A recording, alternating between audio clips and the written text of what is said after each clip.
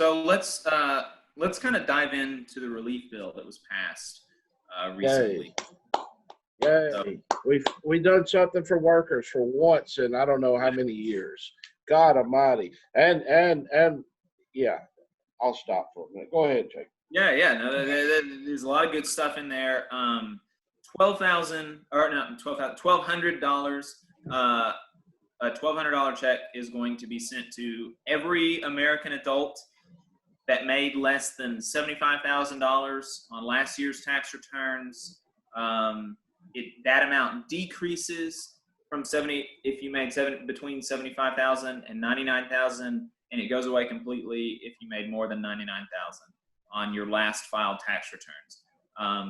And you double those numbers for married folks. So married folk can get $2,400, and that goes away if they've made more than $200,000. Yeah. So that is a one-time payment, and there is a significant unemployment stimulus that has been added to the base in each state for 4 months. So every week for the next 4 months, people that are on unemployment will get their state's base unemployment, whatever they would have gotten normally, plus an additional $600 a week. So that's going to be really good. That'll be really helpful. There will be some workers that get a little bit more than what they were getting while they were working, and seeing is a great thing. That's great, yeah, because the only folks that are going to be that would be the case for is the folks at the very bottom of the income distribution, right? So somebody who was making $10 an hour, maybe they're going to make $12 or $14 an hour, the equivalent of that now, and so that's great. I'm really happy for them. Let's just hope it gets extended out past 4 months is not going to be long enough. Yeah, that's potentially the case. On that third package, we need that, and everybody needs to contact their legislators, senators, and say 4 months is not going to be long enough. It's going to take 2 years. I heard the CEO of Delta the other day say he expects that they would not be back up to the level of flights that they were at pre-COVID-19 until 2022. So we're talking about 2 years for the airline industry. Then you're talking about 2 years for business in general, because business is what supports the airline industry. So 4 months is nowhere near long enough. Right. Yeah, they are going to need to extend that probably.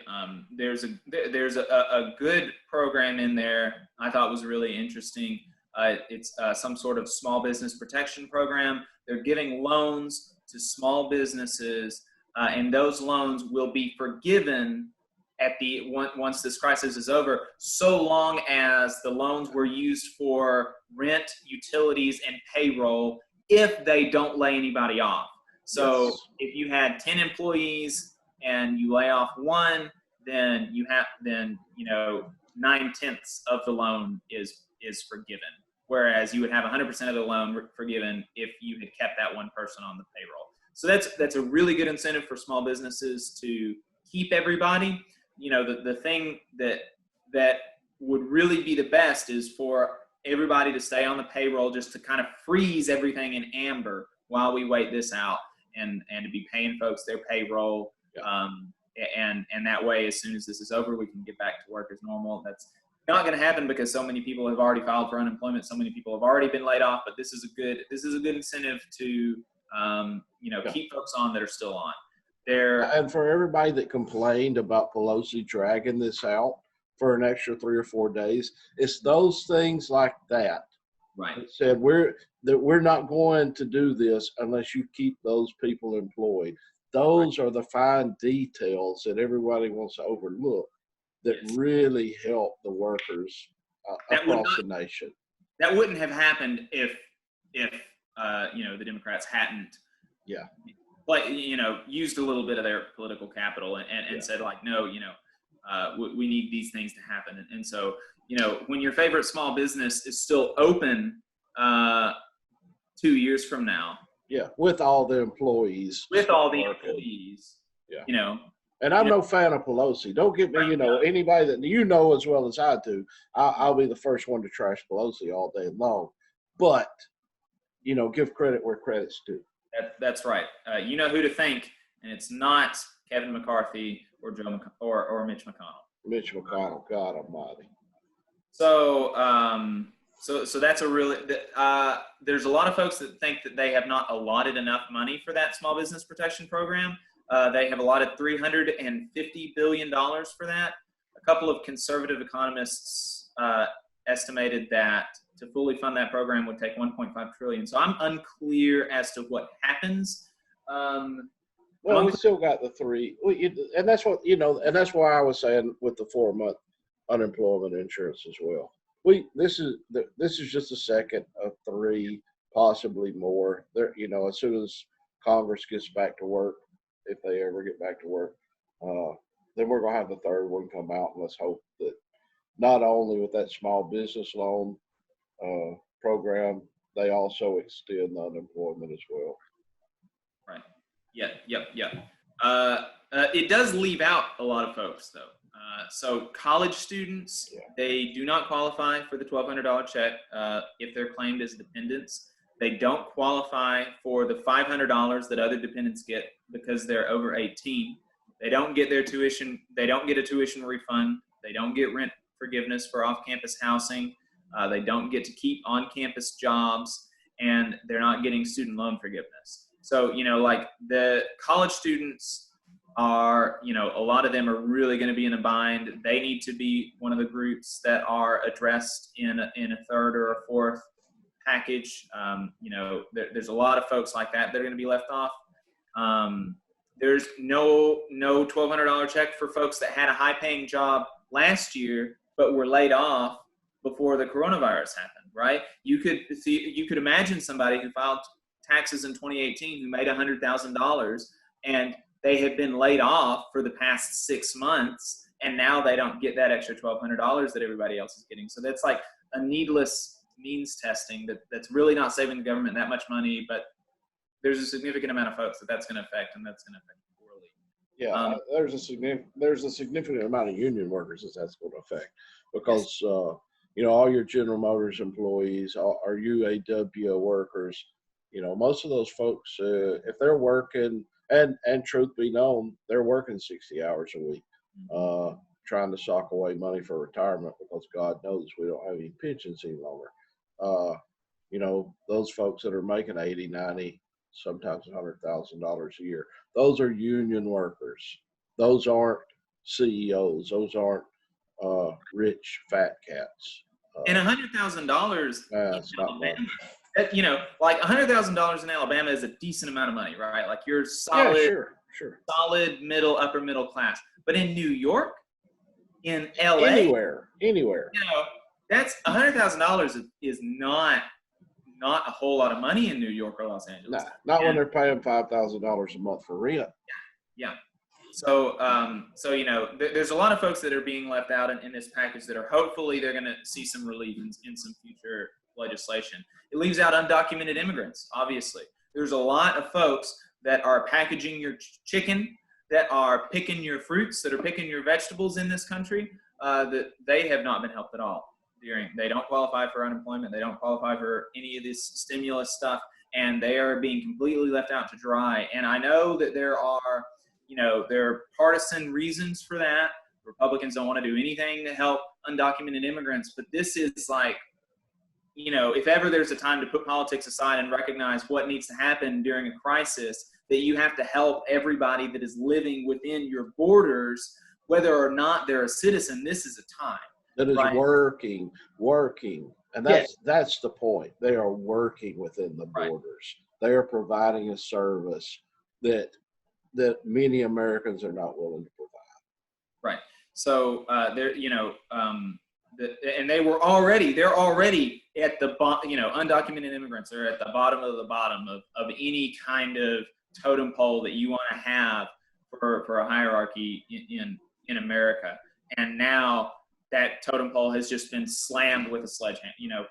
So they need help too. Hopefully that'll be addressed in some later legislation. Yeah, and if I could just take 1 second to point out, what's unfortunate is those same employers that are employing those undocumented immigrants, they're getting the loans.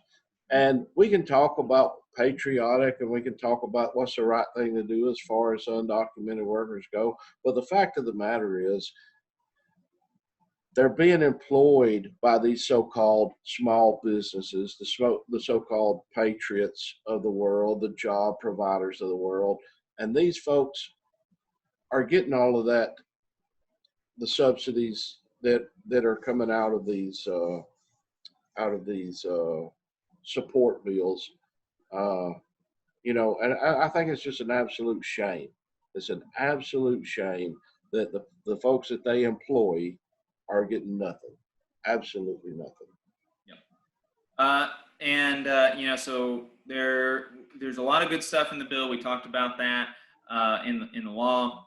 We talked about some folks that it leaves out. There's a pretty significant, like, kind of questionable thing, and there's this. It's a corporate bailout for larger businesses. It's about $425 billion that they will then be able to leverage as capital for about $4 trillion in loans from the federal government. This will be done by the Treasury, while the Small Business Protection Program is being administered by the Small Business Administration, chronically underfunded and hapless department of the federal government. And so these big wig executive folks are getting, super good loans that are way below what they would normally be paying, and they're going to be able to use this to there are that do stock buybacks. Let's pray. There are no requirements to not use this money to buy stocks back or to give it to their executives in bonuses. There is almost no regulation on how these loans should be used, and that's criminal. It's criminal that we're going to be allowing $4 trillion in loans to these big corporations with little to no oversight. It's really shameful. While the small businesses have all of these, like we were just talking about, they're good. It's a good thing that these regulations are there for small businesses, that they have to keep people on the payroll to get these loans forgiven. It's a good thing that's good. Why don't we do it to big businesses? Why don't these big mega corporations, international oligopolies, why don't they have to keep people on the payroll? Why don't they have to invest in their workers to qualify for these programs that the federal government is doling out? Yeah. Well, it's the same way with the paid leave. The guaranteed 80 hours paid leave.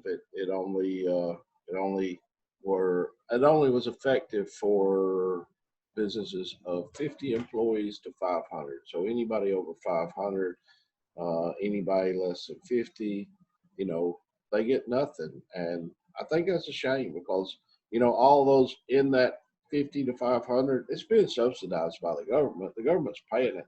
So why wouldn't you pass that on along to the 20 people small, what all the Republicans always talk about, they love small business. Why didn't you pass that along to those small businesses?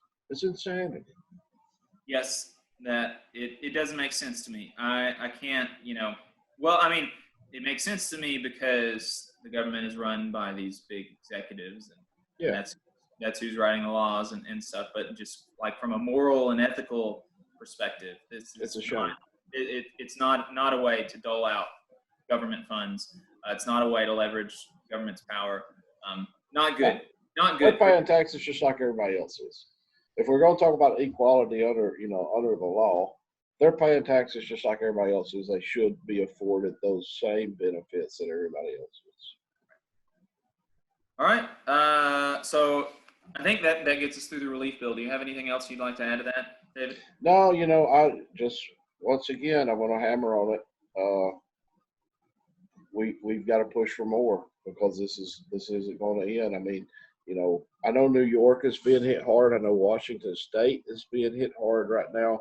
But as well as I do, as well as anybody with any common sense listening to us, especially in the state of Alabama, we are in the very, very, very early stages of this.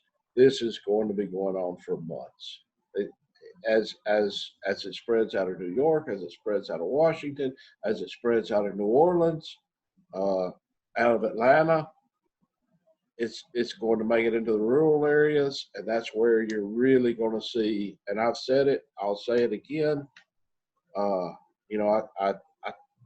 I hate to say it, but the fact of the matter is, in 4, 5, 6 weeks, I really believe in the state of Alabama, you're going to see people dying in the parking lots of the hospitals. And it's happening,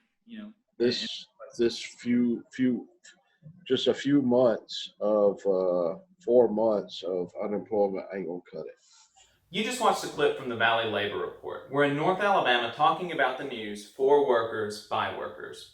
We're going to be on the radio on 92.5 FM, 770 AM in the Huntsville, Decatur, Athens listening area on Saturdays from 9:30 to 11 a.m. beginning in May.